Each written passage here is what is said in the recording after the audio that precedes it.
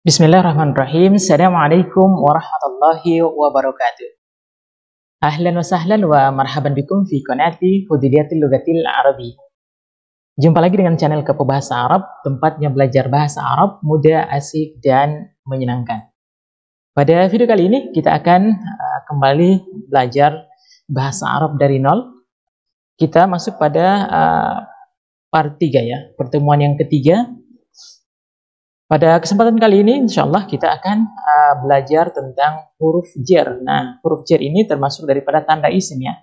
Nah, kita akan jelaskan secara ringkas dengan contoh yang sederhana sehingga mudah dipahami dan bisa diajarkan kepada orang lain. Baik, sebelum masuk pada pembahasannya, jangan lupa untuk like, share, dan subscribe bila video ini bermanfaat. Nah, perhatikan di sini huruful jar ya, huruf jar. Nah, apa sih pengertian huruf jar itu? Nah, kita terjemahkan secara sederhana adalah al-jarru huwa ibaratun anil kasrati allati yuhdisuhal amilu au ma naba anha. Jadi al-jar huwa adalah ibaratun istilah anil kasrati untuk baris kasrah allati yuhdisuhal amilu au manaba anha. Itu yang terjadi karena ada amil atau huruf jar atau manaba anha, atau manaba anha atau yang menggantikannya. Apa maksudnya? Perhatikan contoh berikut ini. Yang pertama, perhatikan kalimat salam tu ala Mahmudin. Aku bersalam kepada Mahmud. Nah, di sini perhatikan ada huruf jar ya. Ala.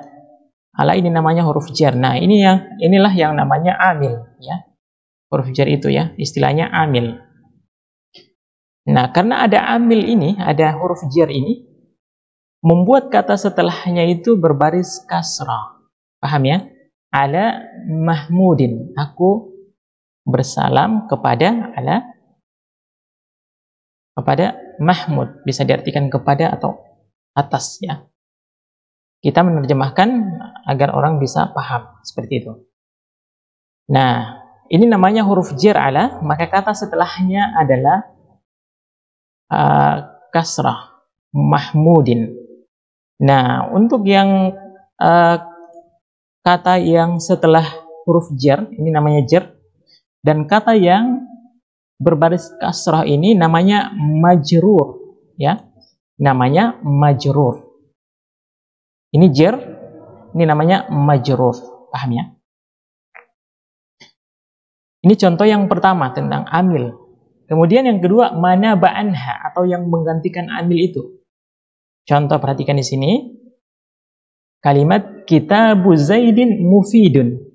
Bukunya Zaid bermanfaat. Nah, perhatikan kata ini strukturnya adalah mudhof. Ini namanya mudhof atau yang sandaran. Kemudian mudhof inilah yang disandarkan.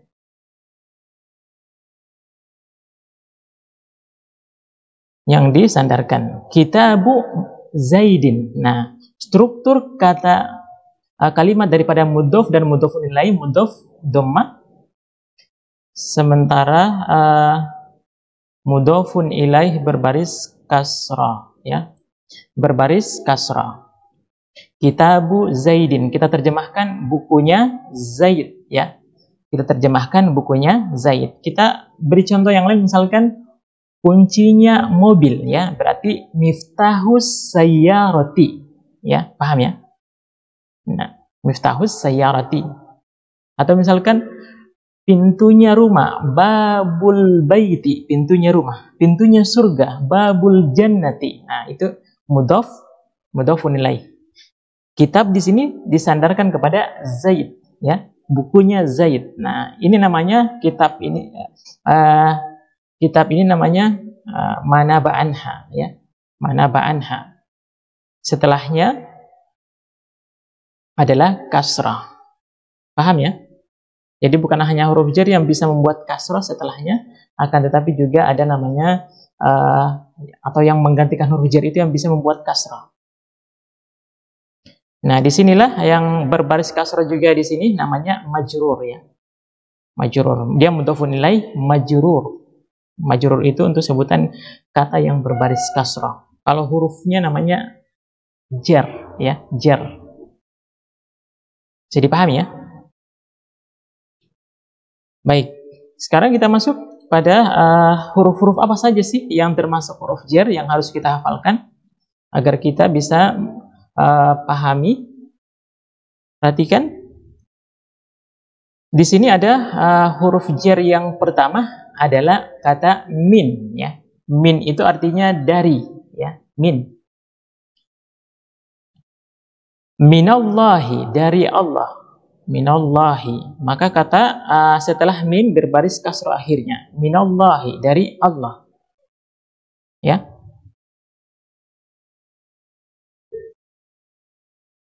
Kemudian huruf jar berikutnya adalah ila. Ila itu artinya ke ya. Contoh di sini ila suki, ke pasar. Nah, setelah kata ila, kata setelahnya berbaris kasrah. Ila suki. Paham ya?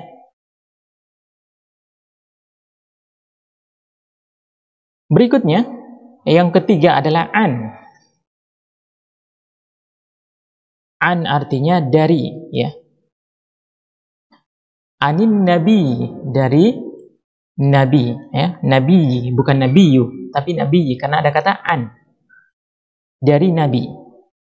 Setelah kata an, kata setelah an ini maka berbaris kasrah. Karena fungsi huruf jar itu membuat kata setelahnya berbaris kasrah. Baik, berikutnya yang keempat di sini adalah ala ya. Ala itu diartikan di atas ya. Ala. Contoh di sini alal maktabi, di atas meja. Nah, karena ada ala maka kata maktabi berbaris kasrah. Maktabi. Paham ya? Berikutnya yang kelima adalah kata fi. Yang termasuk huruf jar yang kelima adalah fi. Fi itu artinya di, bisa diartikan di atau di dalam. Ya. Tergantung konteks kalimatnya. Nah, di sini contohnya fil baiti, di rumah ya. Misalkan kita menanyakan aina akhuka, di mana saudaramu? Kita menjawab misalkan fil baiti, di rumah. Bukan baitu tapi baiti karena ada fi ya. Membuat kata setelahnya berbaris kasrah. Nah, itu ya. Kita lanjut untuk huruf jar berikutnya.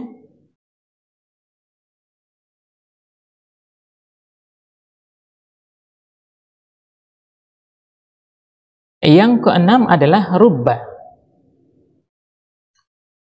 Rubba rajulin karimin. Banyak ya, rubba bisa diartikan banyak, bisa diartikan sedikit ya, rubba.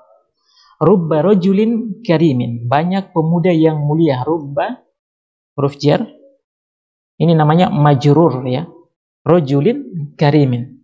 Banyak pemuda yang mulia. Nah, kalau yang kata yang ini namanya sifat-sifat dari rajulin ini ya, maka dia juga kasrah di sini mengikuti yang disifati. Karena rajulin kasrah, maka karimin juga kasrah.